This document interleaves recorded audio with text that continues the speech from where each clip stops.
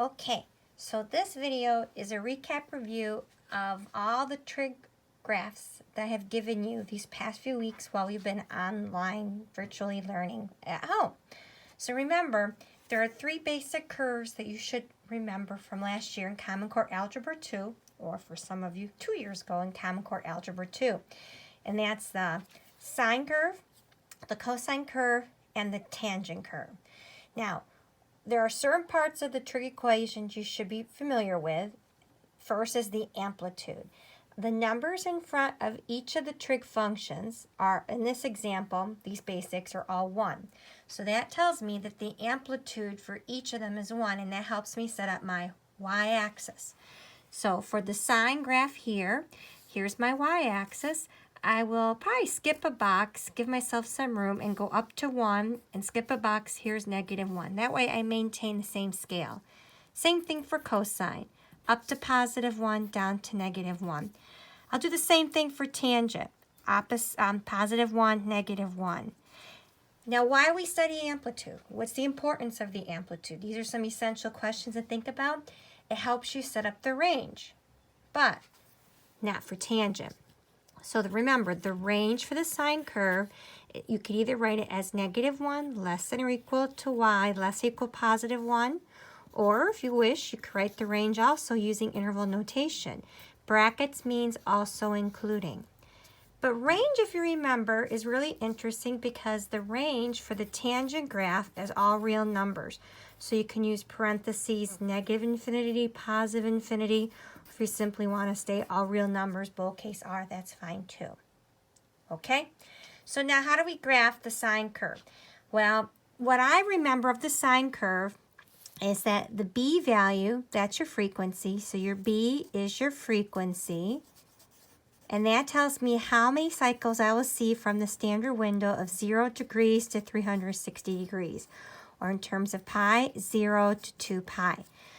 So according to this basic function, y equals sine of x, I should see 1.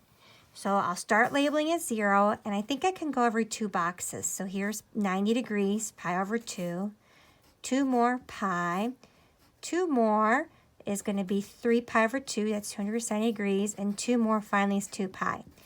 In this window, in this restricted domain of 0 to pi, I will get one complete sine cycle. And the sine cycle starts at 0, ends at 2 pi. Halfway between 0 and 2 pi is also 0, and what we have is the traditional hill. So it reaches the maximum value 1 at 90 pi over 2. And at 270 at 3 pi over 2, we reach the minimum value, -1. So voila, there's your typical sine curve. Then I do the same thing for cosine. The B value is my frequency is 1. And again, just a quick reminder here, you might remember the word period. So another term that might help you set up your axes, period formula, remember, is 2 pi over the absolute value of B. And that's the case for sine as well, 2 pi over the absolute value of B. So some of you might remember that. So you take 2 pi divided by 1, and that's how you know, oh, that's right, I got to graph 2 pi over 2. Oh, excuse me, 2 pi. 2 pi. So pi over 2 is your first label here. Here's pi. Here's 3 pi over 2, and finally 2 pi. But what's interesting with the cosine curve, it starts at its amplitude and it ends at its amplitude. And halfway between the window 0 to pi at 180 at pi, the cosine of 180 degrees is -1. So that's your minimum value, and voila, here is your cosine curve. Tangent. To graph the tangent graph, it's very interesting because if you remember, tangent is sine of the angle over cosine. So you are going to have values that will make the denominator equal 0. So you have undefined. Period formula for tangent is pi divided by the absolute value of B. So at pi divided by 1 here, that's your period. You're only going to need 180 degrees. So that means here's 0, here's pi over 2, and here's pi. So the typical graph of the tangent curve is actually starts at 0, and we graph and get super duper duper close to halfway point, pi over 2, but we have undefined. And then the tangent graph, it ends at pi, because that's the period, so it goes in the opposite direction and gets super duper close. And why is that? Because the cosine of 90 degrees is actually equal to 0. That's why tangent is a little bit different to graph in comparison to others. Now, I also thought, let me include some review. So on the next page, you'll see some variations. Like, let's say I think there was a problem like this for one of the homework assignments. Y equals 1.5 sine of x, or this could have been 3/2. There's the amplitude. So if you give an amplitude that's different than 1, obviously the range is different, right? Your range is going to be negative 1.5 to 1.5. That's your range. But when you graph, what happens to the original sine graph? It stretches. But again, where do I get all these numbers? It goes back to that unit circle. X squared plus y squared equals 1. So if you remember these points from chapter 8, I know it's been a while. We're going back to February, end of January, early February. 1, 0, 0, 1, negative 1, 0, and 0, negative 1. These 4 points, if you recall, the y value gives you the sine of the quadrantal angle. The x value gives you the cosine of the quadrantal angle. And if you take y over x, if you create that fraction, you get sine over cosine. You get tangent. So we get all these values. Sine of 0 I know is 0 because at 0 degrees, if you were to draw that from geometry, there's your y value, 0. Sine of 90, if you draw the 90-degree angle, there's your 1. That's your sine of 90 is 1. Sine of 180, if you go all the way around, halfway across the circle here to the y value, here's 0. 270, what's the y value here? Negative 1, 0. And the same is true for the cosine graph. So the cosine graph at 0, the x value was 1. Cosine 90, the x value here was 0. 180, what's the x value here, 180? Oh, negative 1. What's the x value, 270? 0, and we're back up to 1. So if you remember those basic values, when it comes time to graphing something like, y equals 1.5 cosine x. Well, first, what's the cosine of 0? Oh, yeah, that's 1. So 1 times 1.5, that's why you start up here at 1.5. What's the cosine of 90? Well, the cosine of 90 is 0, and 0 times 1.5, that's why you get 0. What's the cosine 180? Well, the cosine of 180 is negative 1, so negative 1 times 1.5, that's why you get negative 1.5. So hopefully that will help you as we change up the graph. And one easy way to change up the trig graph is to add an amplitude.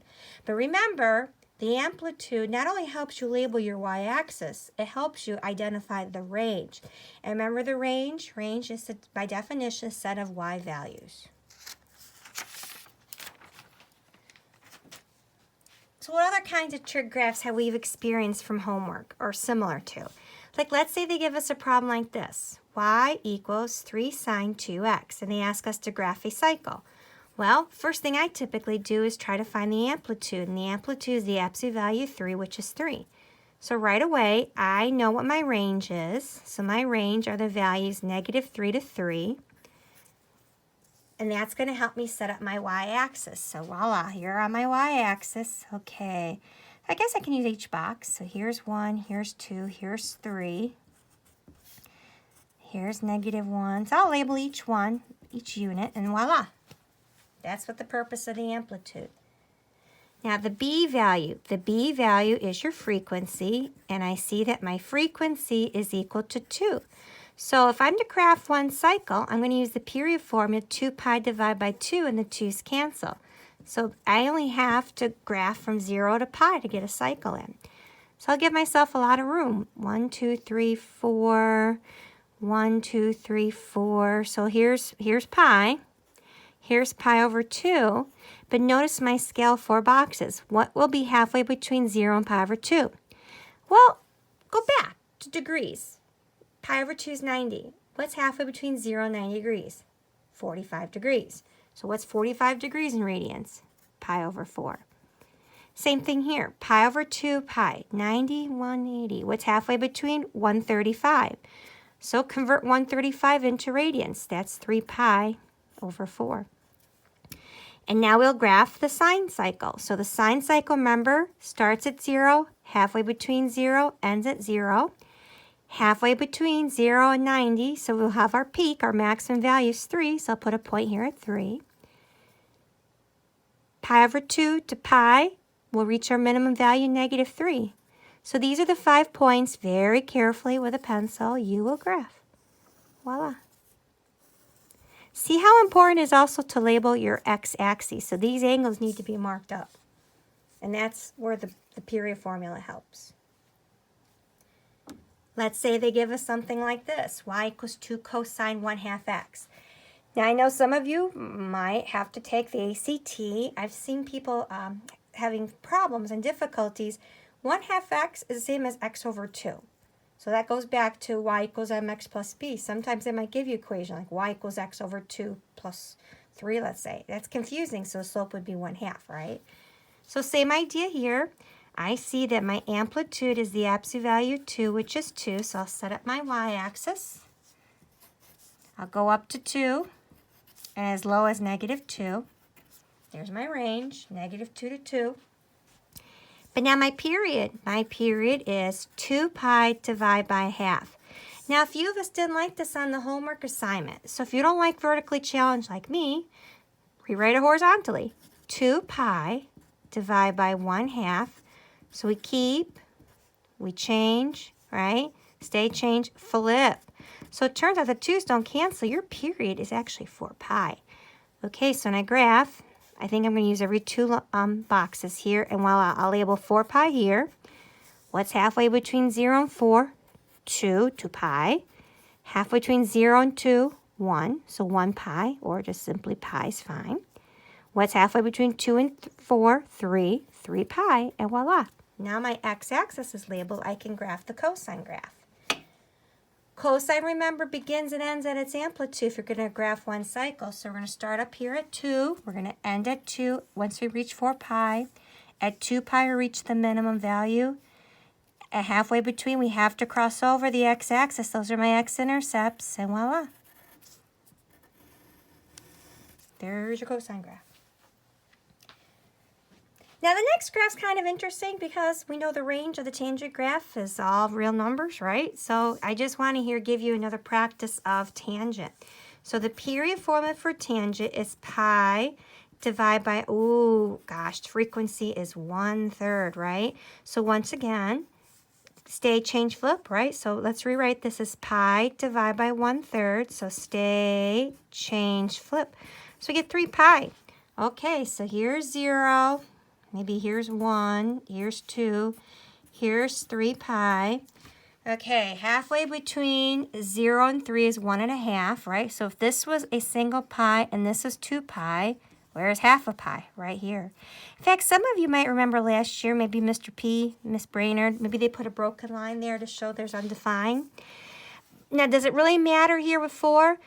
The tangent of 0 degrees still is 0 times 4 still is 0. So if you want to put some of these angle measurements in a calculator, you know, find the tangent of pi and then that works too. But what's going to happen when you make your sketch, it's still going to resemble the same tangent curve. So again, if you want to get some values labeled on your axes here, let's see. So this was 0, that was pi over 2. All right. So check the mode of your calculator. I'm in radians. So the tangent of 90 degrees, uh-oh, did I hit something wrong? Tangent, oh. Well, that's weird. I think I hit something weird. Okay, so I know the tangent of 90 degrees. I must have hit, oh, you know what I'm doing? Silly me. I forgot to change my mode to degrees. There we go. So the tangent 90 degrees is undefined, and we want to multiply that by 4. So insert the 4 in front, and it still is not liking it for me. Oh my goodness, what am I doing wrong? I'll have to come back to that. But the idea here is because the frequency is 1/3, and you stay, change, and flip, your period is 3 pi, it just stretches out your x-axis here.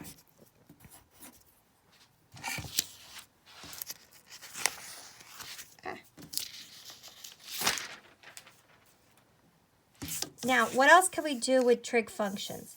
We can reflect them along the x-axis. So how we do that, we insert a negative sign in front. So I kind of throw a few of those out there to you. So again, just graph the basic sine function. So here's pi over 2, here's pi. 3 pi over 2, and 2 pi. The amplitude is 1, so you reach 1 and negative 1. So the sine graph, here's your sine graph, your typical curve, and I'll label, so it's going to be really important when you do transformations, because oftentimes you have to draw another angle, trig function around there. So now, negative in front negates all these y values. So we still at 0, but instead of positive 1, we're at negative 1. Can't negate a 0, it's neutral, but negative 1 negating that's positive 1, it's still 0. So my purple marker, I'll graph, hope it comes out purple enough for you guys to see. But here in purple, this is my sine curve, y equals negative sine of x. So that's how you end up doing a reflection. I don't like that, I'll use different. Dilation. Well, you can either shrink it down, stretch it down, or stretch it up. Like in this example here, I gave you an amplitude of 2. So again, same thing. Graph pi over 2, pi, 3 pi over 2. Get your x-axis label so you can get one cosine graph in.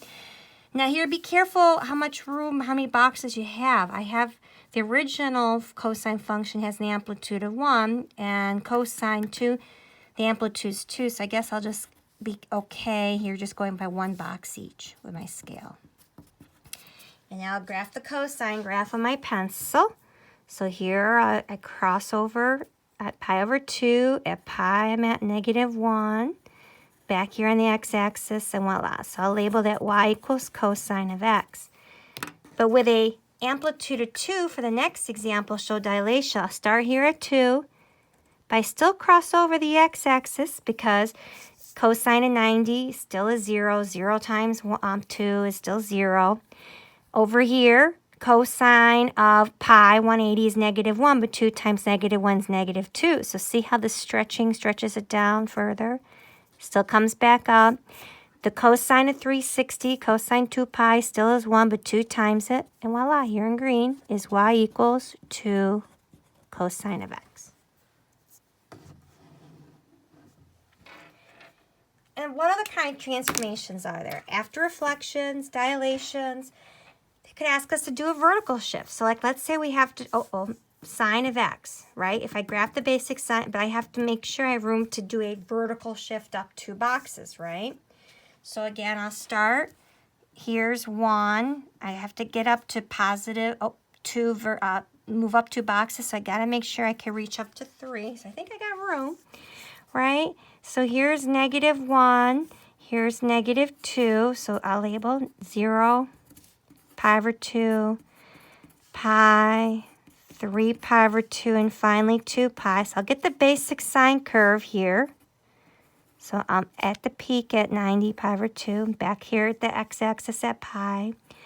I'm at negative 1 at 3 pi over 2, and back at 2 pi. So here's my basic sine curve. But to do a vertical shift, so this is actually literally telling me to go up 2. So I'm going to take each of these points and go up 2 boxes and put a spot. Go up 2 boxes, put a spot. Up 2, put a point. Up 2, up 2. And then with a different color, so I'll use my yellow highlighter. And voila, here is your sine curve of y equals sine x plus 2. Why study this? The basic range for the sine curve, right, is negative 1, less than or equal y, less than or equal to 1. Adding a 2 changes the range. So if you add 2 to both the negative 1, 1, you have a range of 1, less than or equal to y, less than or equal to 3. That's one of the reasons why teachers give you that, just to make sure you understand the application of vertical shift and the range.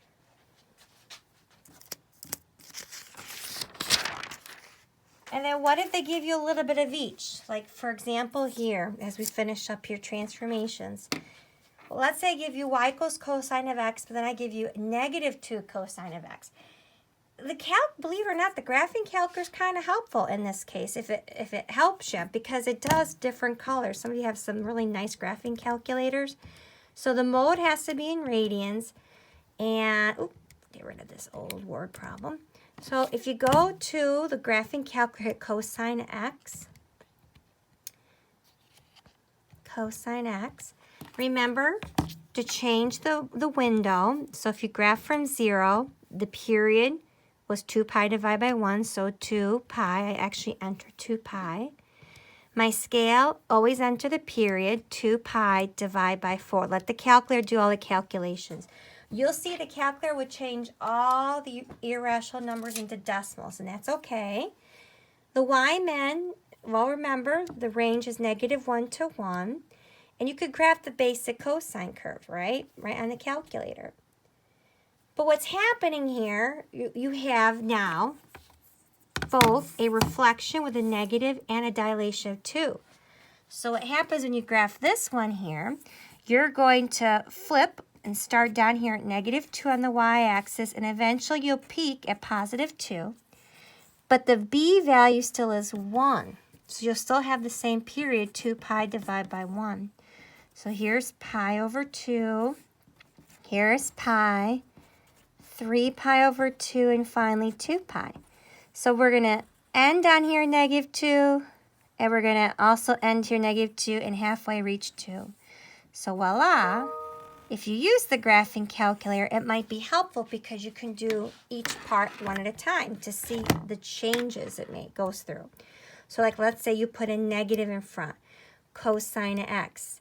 In case you forget, like, what does that negative? It reflects along the x-axis. And then if you forget, like, what happens if they put the 2 in front? Okay, -2 -2 cosine of x. So then you realize, oh my gosh, I didn't have enough room on my y-axis, right? Because what happened? The range changed. See how you won't see it all? It's like, oh, I gotta change my window. So you go down your y-min and change it to -2 to 2, and voila.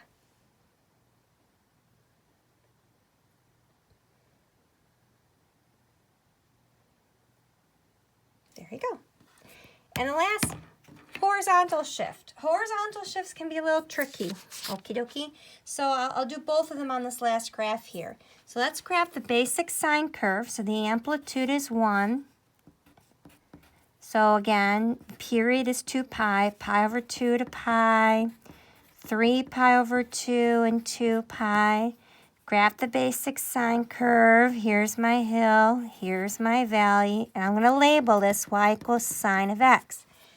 The horizontal shifts, if you remember from before Thanksgiving when we were together, back then, if you have a horizontal shift inside it that's a minus sign, it's not to the left, it's actually to the right. So this has a phase shift, a horizontal shift to the right by pi over 4. And if it's a positive, it's going to have the opposite effect to the left, and this would be to the left pi over 2. So what I usually end up doing is once I realize my shifts, I try to pick an even amount of boxes to move. So like this first one here, if you'll notice here, this is 90 degrees. So I'm going to move only one box for this one.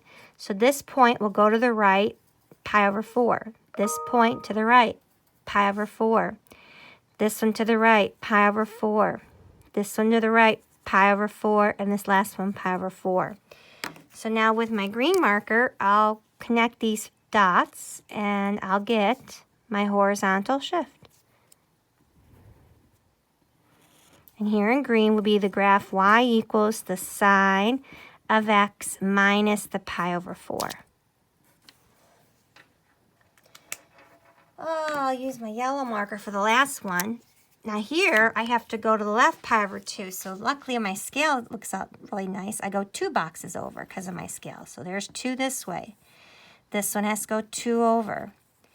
This one, 2 boxes over. This one, 2 boxes over. So if I connect these dots now, here I start up at my hill. There's a box here. I lost my other box. Oh, there's this. I should have, let me see. I got this to the right. This to the right, and I guess I needed to come back down here. Aha. And there in yellow would be my y equal, ooh, you can't see that. So in yellow would be my y equals my sine of x plus pi over 2. So hopefully this video was a good recap of everything we've covered the past few weeks. A lot of it, I was expecting a lot of it to have been reviewed from last year, but I stayed away from that traditional Ferris wheel because we don't see that in this course. So thanks for watching. Let me know if you have any questions.